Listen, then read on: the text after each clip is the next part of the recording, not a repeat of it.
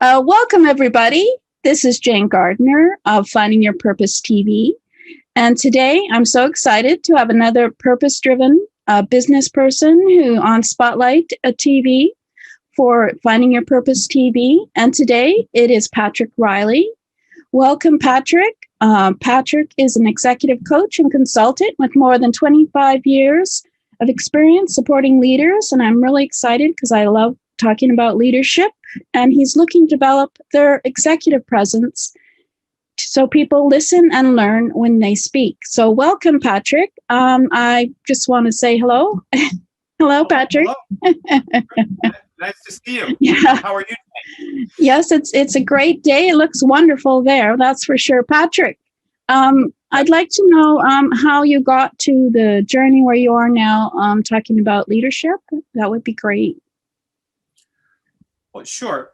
It's very interesting. I sort of fell into it to a certain extent. I had a business opportunity that showed up many years ago, and I was invited to work on what at the time was an extremely large organizational change and consulting project.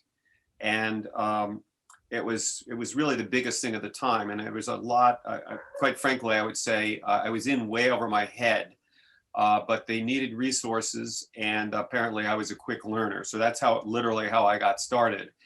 And the other thing I would say that I think pertains to our conversation is that even though at the time what we did was called organizational consulting, it had a lot of the elements of what we call executive coaching today. So it was kind of a blended situation.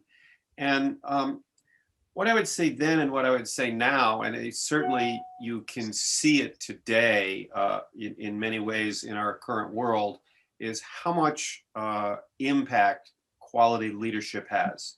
And that when you have a quality leader or leaders, things get done well, the world moves ahead. People have a better lives in front of them. And when you have ineffective leadership, things don't go so well. Their problems become worse, they multiply.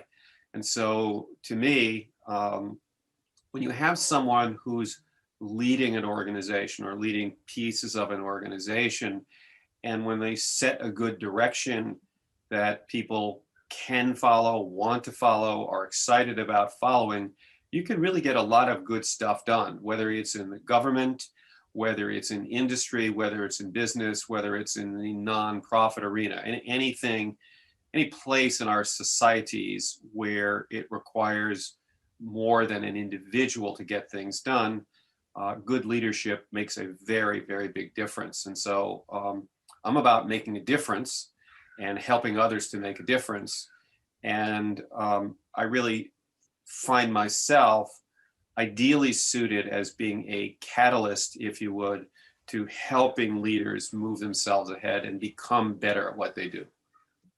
So does that answer your question? Yeah, that's great. That's so exciting because I love talking about leadership.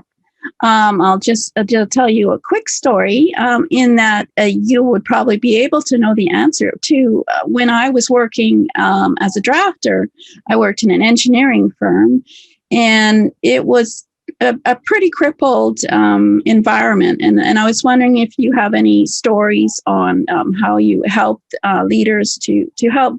I mean, it's not just the leader; it's the whole environment and the team and the landscape there. It'd be wonderful if you could give us a story or two. Or okay.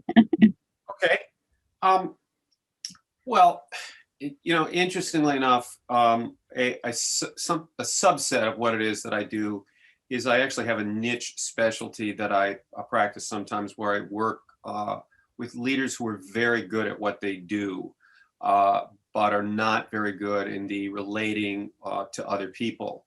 And so there's a number of occasions where I've worked with people, and I just have one story at the top of my head. I was working with this gentleman. He was a very effective salesperson in the technology space, and he had been recruited to another company. His boss had moved there, and so he was, people die for killer salespeople, and he knew how to sell. He also had developed an expertise in the industry vertical that the new company had moved into. So he was brought in, and he just didn't know how to talk to people in the new environment. And in fact, the very first meeting that I went to with his team, at the first break, I was shocked to see a number of people scurry outside, and it was warm out, and they picked up their cell phones, and I asked them what they were doing, and they were all calling their HR people because of some things that he'd said and done in the meeting. And even though he got results, he got them in a way that really alienated people. And in particular, he just didn't know how to adjust to the culture in the new organization, which was much more team-oriented, consensus building. And I remember him saying to me quite a number of times, he says, well, this used to work where I was before. He says, I'm a senior vice president. I figure things out. I make a decision and boom, we go. And he says, here, it drives me nuts because I get that. And then I have to go to my boss's meeting and I have other peer executive vice presidents.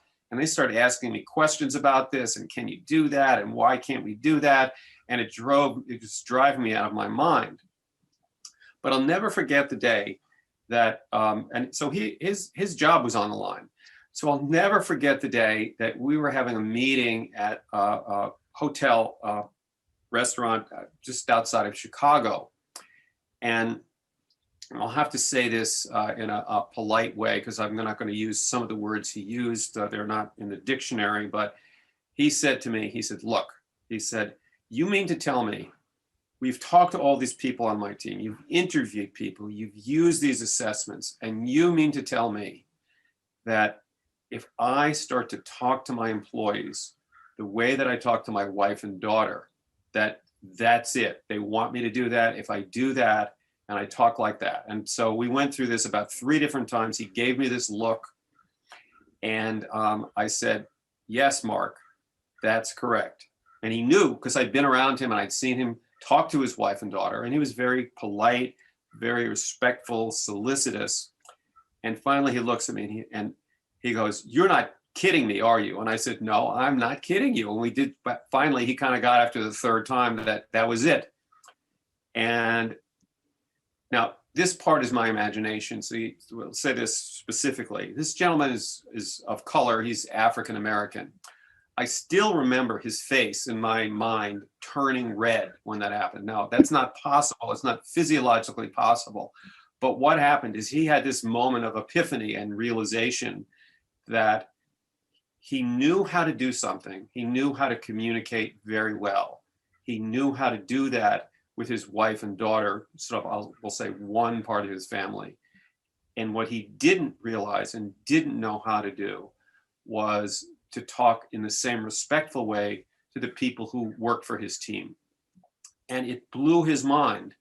And he was totally capable of it. He just didn't see that he needed to do that. And his world changed, and the world of his team and the world in that part of his company changed as a result of the work we did. And so he went from being a leader that people wanted to get rid of, were irritated with, were upset with, had a lot of, I'll say, non-constructive conversations with and about. When he got the idea and he started to practice speaking respectfully, the world that he inhabited changed, and he became a much more effective and impactful leader who understood his purpose as a leader much better. So that's one that comes to mind. Well, that's amazing one, that one for sure. I mean, it's quite a compelling moment. Yeah. I have to say, to sit there. And of course, I did confess that I do remember his face turned red, which I know is not possible. I remember that. But it was a signature moment. How's that? I think he realized. So that's excellent.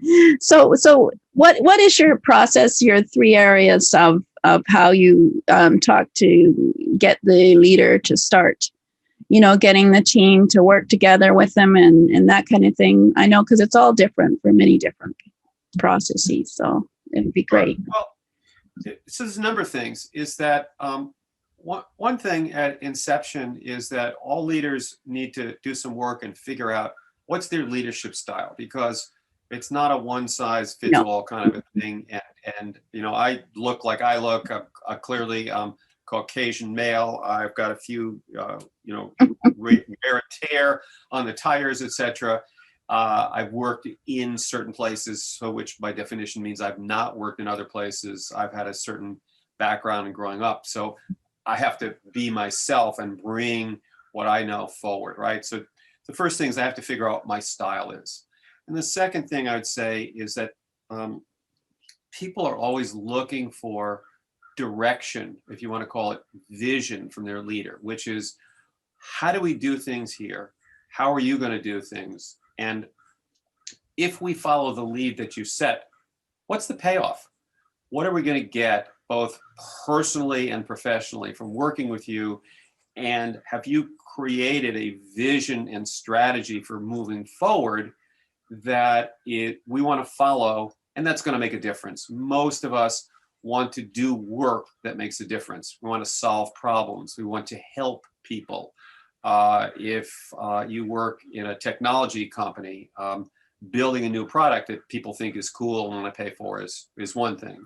If you work in a biotech company, those people are driven primarily by two things. They really want to advance science, and they want to build products that help patients. So it's your mother, my mother, your aunt, etc. They want to do that. If you're in the construction business, you want to put together a building that people will use and feel good about using, right? So if you build a hospital and you do a good job of that, you've built a place that helps the doctors and the medical staff take patients and help them, right? So people want to be engaged in work where they feel like they're learning things, they're using their best self, and they're making a difference, and they're making things happen. And that's what, turns people on. So it's up to the leader to think about, what is it? Here's a simple way I've learned to think about it. What are the tasks that we are responsible for as a team? What is it my boss or the organization has given us to do? And what are the capabilities we have to get those tasks done? What's the gap between the two? And how do we attend to that by either importing additional capabilities, building some new skills and capabilities so that we have the right skills and capabilities relative to the tasks? And then part of my work is, as a leader, is getting the right team in place and getting the team to gel so they work together, and then providing this direction forward so that people see. The phrase that people use a lot today is North Star, is I have to articulate or depict the North Star for the team so they know and go, wow, that's cool, or that's interesting. That really looks like something I want to work towards and work on. And that's a great use of my time and energy. So that's what I think the leader has to do. Yeah, definitely knowing what the vision is and what direction you're going really helps, I think, for a team. And so without that, people don't have motivation. Yeah, and yeah, you have to motivate them for sure and respect them. Otherwise, they won't. So I'm going to give you a tough question because I am going to talk about the pandemic, and there are a lot of companies in crises, and they're all scared. And as a executive coach and consultant, I'd like to find out what you feel you could do to help a company, because of course they'll have to be hiring, be switching, and et cetera, et cetera. So it's quite an unusual time, but I have to ask. Well, you would not be the first person who's asked me that question since it is ever present at the moment, right? And so so the thing that I hear mostly is people say, well, here's part of the problem. One is it's hard to be connected now, right? There's so much noise around and tumult that there's so many things. So there's the pandemic, and then there's the economy that's faltered.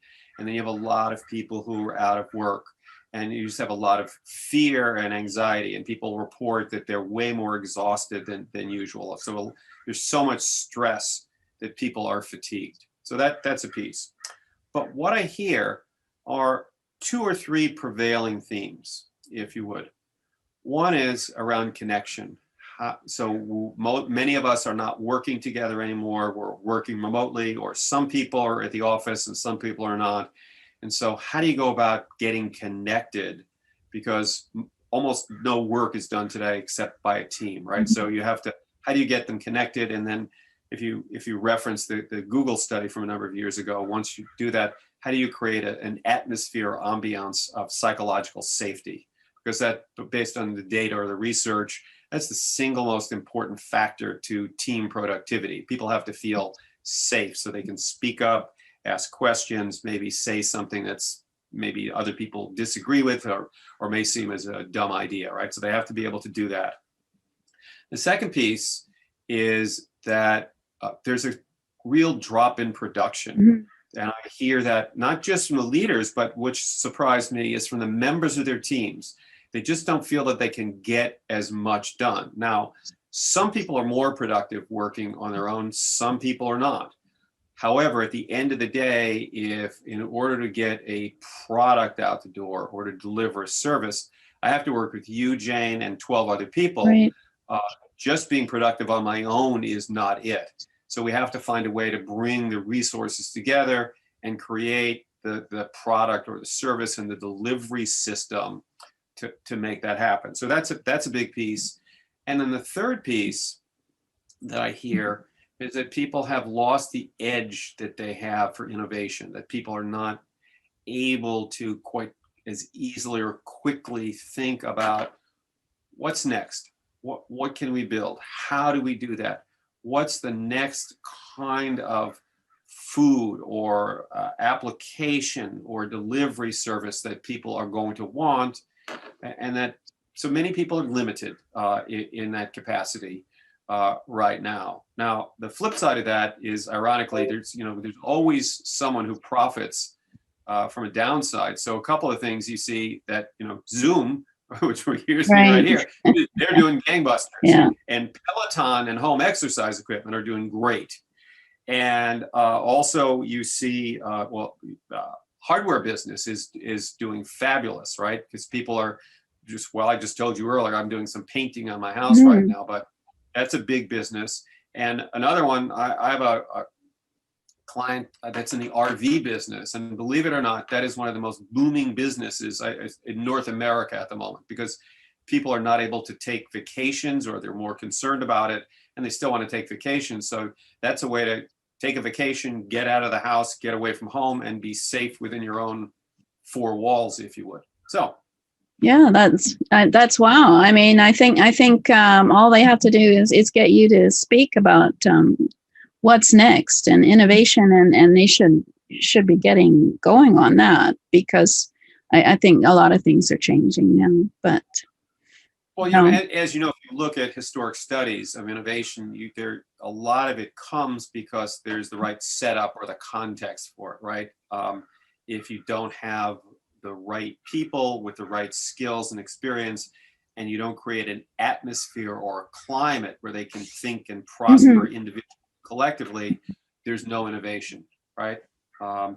And the world moves ahead because we're always looking for the next thing, right? It's just in human nature. And well, case in point, if I think about the very first Apple computer I had, and the tool that I'm talking to you on today, it's like light years difference in terms of what happens and what can happen and all that sort of stuff. So we're once we get to a certain level with a product or service, we want the next thing.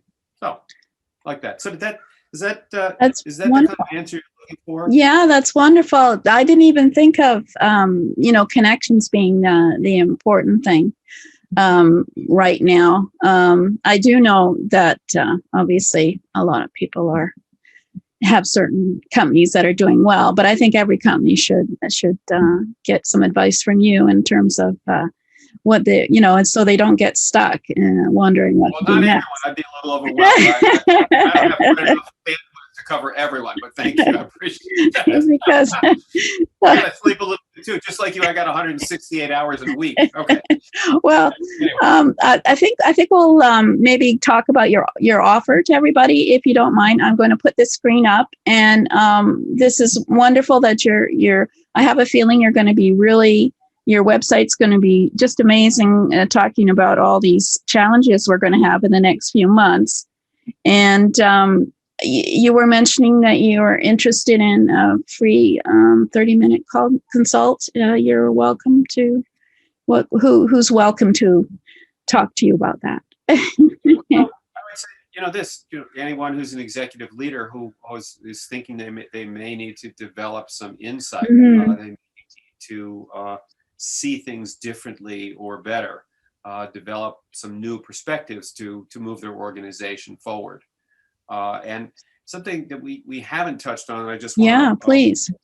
is, to me, an essential element here is what I call the development of executive presence. In that, if I want you to listen to me, if I want my team to listen to me, if I want a number of vendors and suppliers and regulators and other people in the marketplace to listen to me, I have to find a way to bring myself forward that you want to listen, and that a large number of people want to listen to what I have to say if I want to have impact as a leader. And it's not always the only element, but or the sole element, excuse me, but it is always an element of what it takes to get a wider audience of people to pay attention and to listen to me. And so I've spent a lot of time working and studying with my mentor in this area. His name is Bob Sadler, as well as other folks.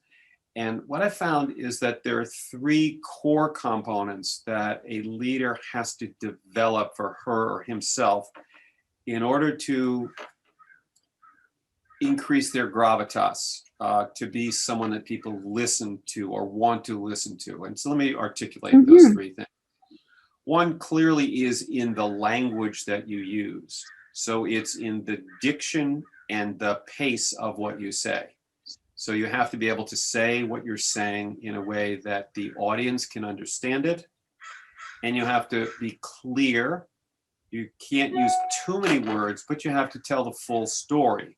So it's about the structure and the pacing of what you say so that people want to hear what's being said. Second piece has to do with your body and how you use that, because a lot of our enthusiasm and energy comes through our body, even though now most of that is happening through video, right? With some tool or other, and you're not seeing me in person, I'm not seeing you in person. There's still something about the energy, which, that's something clearly that actors learn to use, right? You learn how to tell a story, if you would, through your physical body. And the third piece is they're kind of close, and I see them as different, is some of it is the way you use your body to deliver a message and the energy that comes from you in the delivering of that. And just, if I can make fun, people sometimes will mock people from certain cultures because they talk so much with their hands that it's distracting, right? On the other hand, when you just sit there and nothing moves, it's distracting in a different way. So a big piece of using myself is in a way that others want to listen or will want to listen is the words, how I say them, are they pronounced clearly, and is it said at a pace where you can digest and ingest it? And the second piece is the language of my body to talk about that, and the physical piece of it. So those are the 3. So that's a lot of what it is that we have to work on in order to get people to, if you would, listen to a new story or a revised story so that they want to pay attention and follow our lead. Oh, wow. That's a big piece of it. Does that make sense? Yeah, that makes sense. And I didn't think of it as being that important, but you're right. A lot of times people ignore the leader when they don't have a presence. So I didn't think of that. Well, think about it. I mean, I'll turn on some newscaster, and some of them I'm like, wow, she's interesting, and other people like, okay, I don't even know, but I'm changing the channel. Oh, Or certain actors and actresses, they're in front of us, whether it's on stage or on video or TV, and they draw us in by what they say, how they interact with people, the movement of their body, and that's part of what we have to learn to do, so that people want to hear the story we have. Really, that's it. And another aspect of it, then, in terms of the words, is, do you have a story that people want to hear, that makes sense to them? Like the story I told you about the gentleman I hmm worked with a number of years ago, who was wasn't very respectful to his team or his staff, and that people were not following him. And so he had to learn how to speak respectfully. So that's a story that depicts for people what we're talking about. And it's in this telling of the story and the telling of it well that draws people in, and they go, huh, let me listen to that guy, Patrick. Yeah, he's got some ideas there that are worthy of paying attention to, right? right. So Oh, anyway, yeah, I didn't think of that component for leadership. So that's very interesting. it's critical. Is It's it? mission critical. And yes, I still have to, whether if I'm a lawyer, I have to be a good lawyer. If I'm a software developer, I have to be good at that.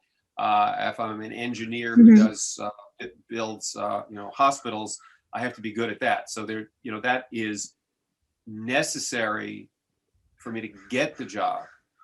But those domain skills or expertise are not sufficient for me to be the quality leader of the people who are doing the job, right? So Oh, I would call it evolution of an individual as a leader, right? So you wouldn't hire me, for example, to make chicken sausages for you if I didn't know something about that, and I hadn't demonstrated some expertise, and that you'd been at a barbecue somewhere and you said, wow, those are the best sausages I've ever had. Who makes them? right. And your friends say, oh, go to Patrick Reilly's sausage house or something. That's where you can get them. And if you wanted to learn more about that, Mhm. you would talk to me, because I would obviously have some expertise in that. But if I then said, wow, these are good, and I want to build a company around quality organic chicken sausages, um, my role has to change over time, because I have to set a direction, as I've said before. I have to get the resources. I have to know about how to build a business, what you do, where the money comes from, how to manage the money. And then I have to figure out who are the people I have to hire, what positions or roles do I need for them to play, and then how do I get them to gel or coalesce or work together so that we have an efficient and effective operation. And then if it's a business, it's not enough for me to just sell my chicken sausages to you and your 5 friends. I've got to make it much bigger in order for it to be economically viable for me and all the people that work for me. So Yeah, you're obviously hungry, Patrick. well, it's not lunchtime yet. I can always think about food. Anyway, I do want to mention and have you express. I like the idea of yourself calling yourself an ethnographer, ethan yeah. ethnographer, because I think that's really important in the culture of teams and to be understand culture for sure. Well, so ethnography, if you would, is the study of culture, right? Hmm. And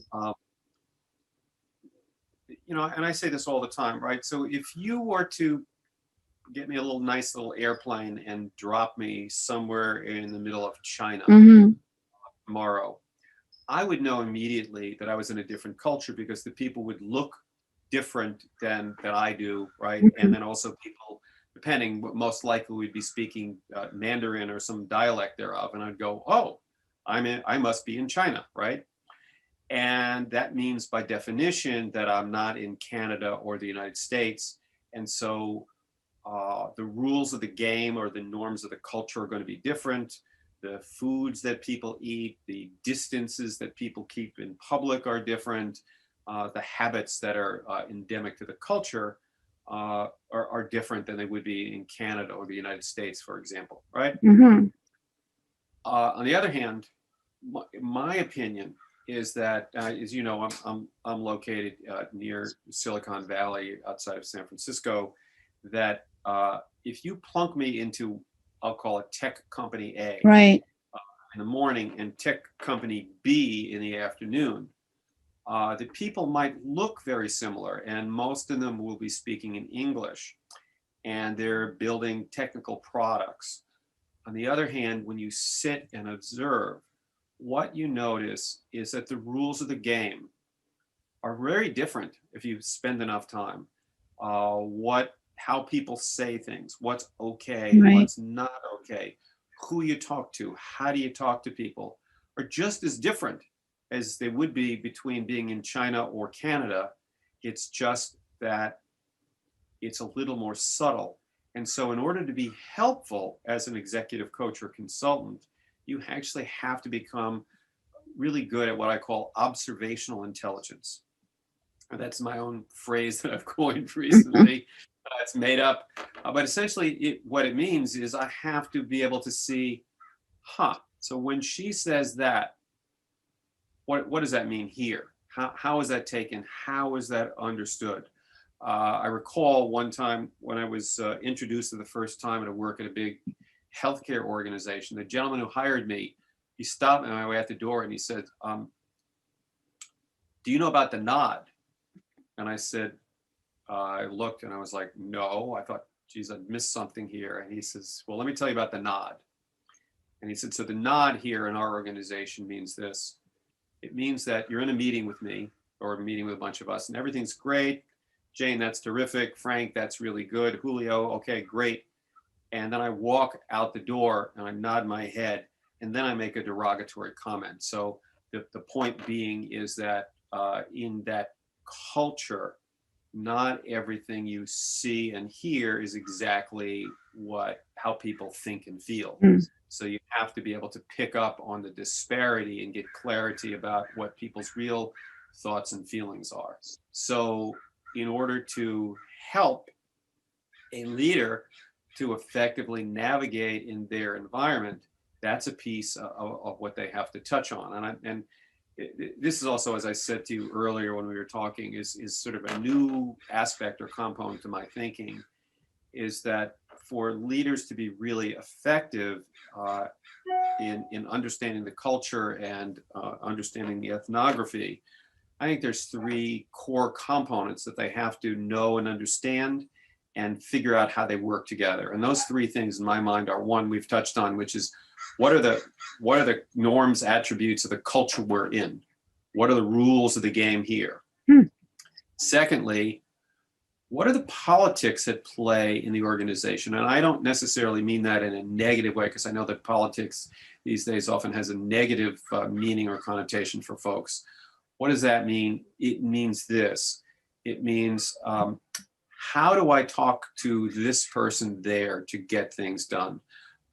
Do I have to go and speak to the people who report to her first and get them to sell her on this? Is it okay for me to speak up given my role in a senior executive meeting or not?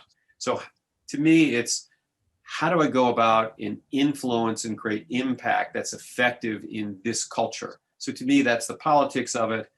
And then the third piece, if I want to be effective, is how do I conduct myself? And the answer is fairly simple, is I say one thing and then I do that, but how do I behave in a way that engenders trust? And so when I'm cognizant of the culture, when I'm aware of the rules of the game of politics in my organization or the organization I'm in, and how do I influence and impact? And then what do I do and say to build trust so that people follow me?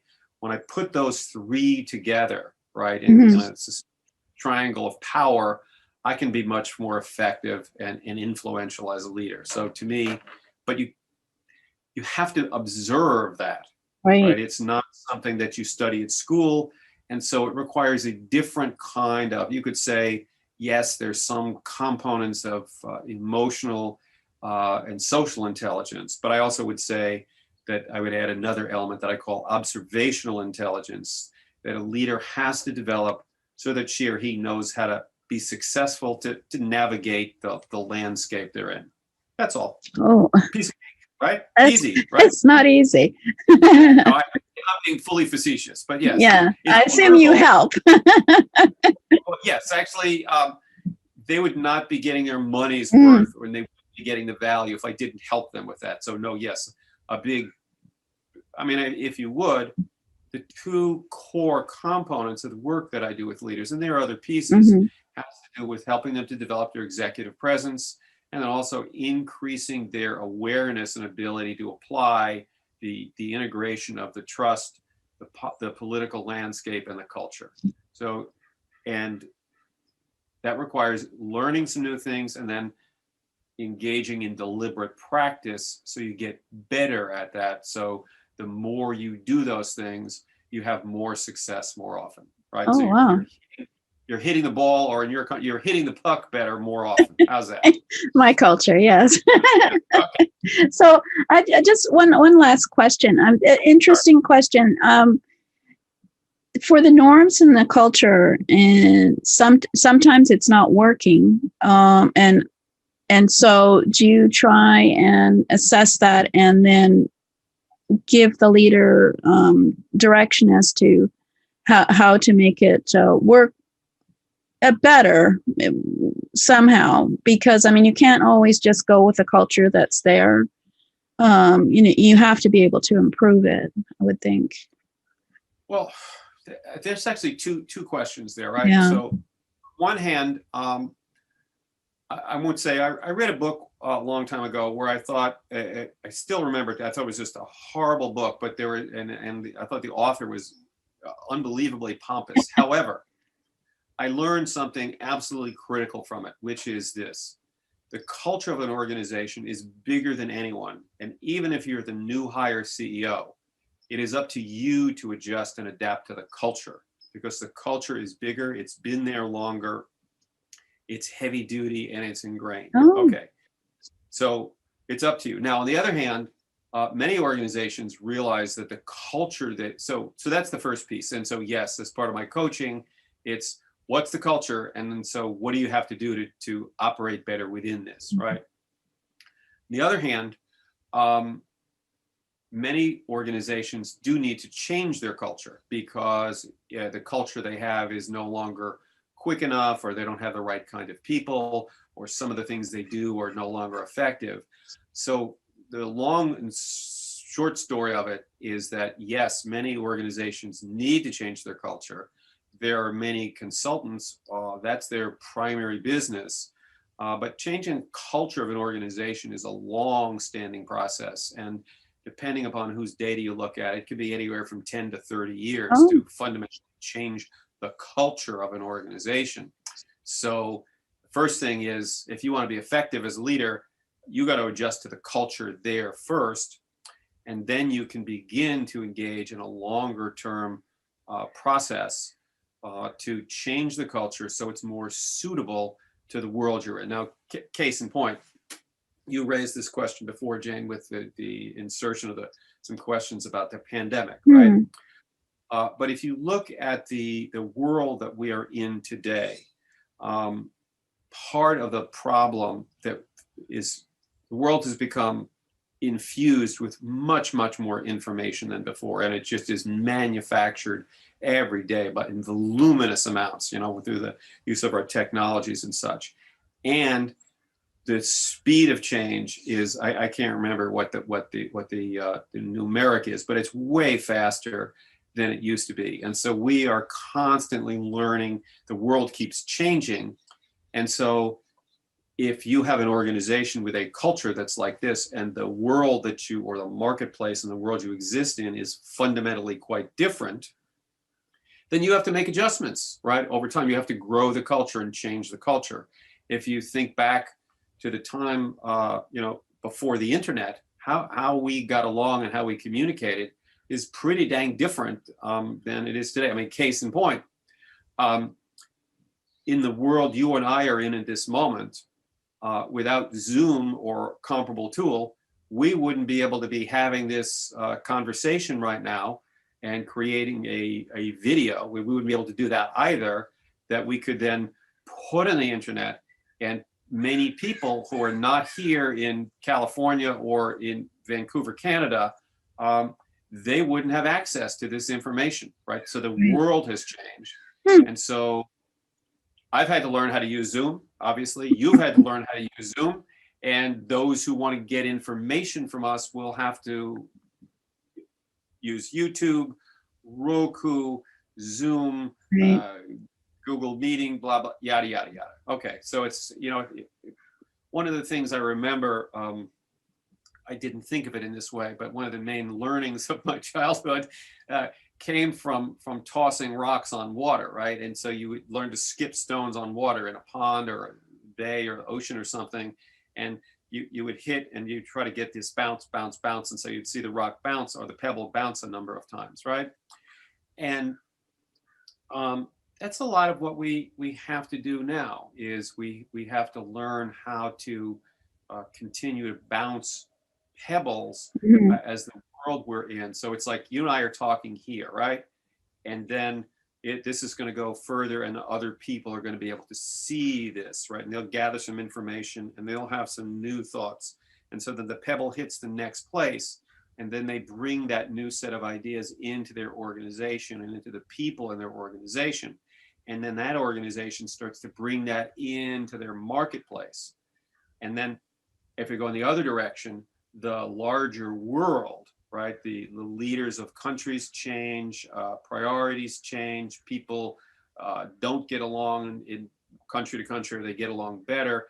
And so all that I'm doing here within my organization has to fit into the world that's changed. So it's a little bit like you have to develop the facility to, as one of my teachers would say, to both zoom in and zoom out. So you have to be able to drill into the details and then go out to look at the big picture.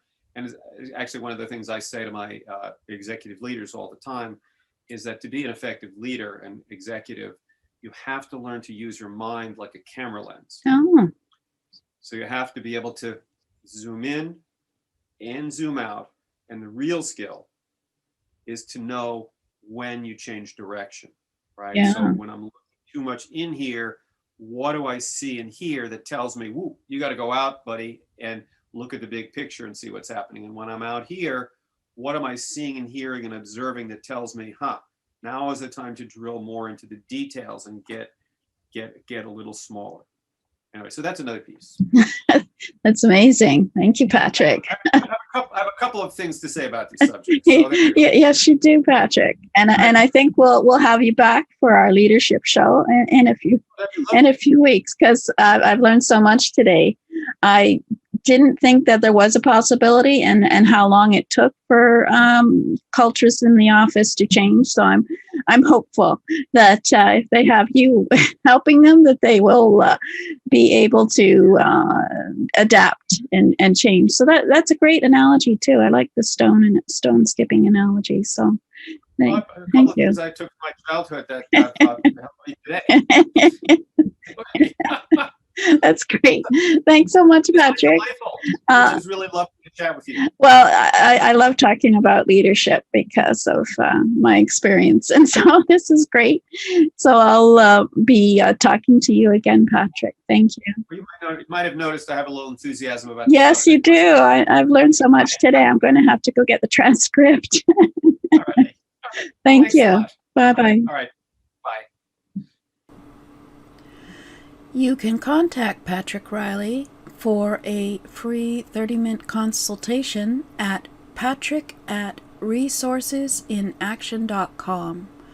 That's Patrick as in Patrick at resourcesinaction.com.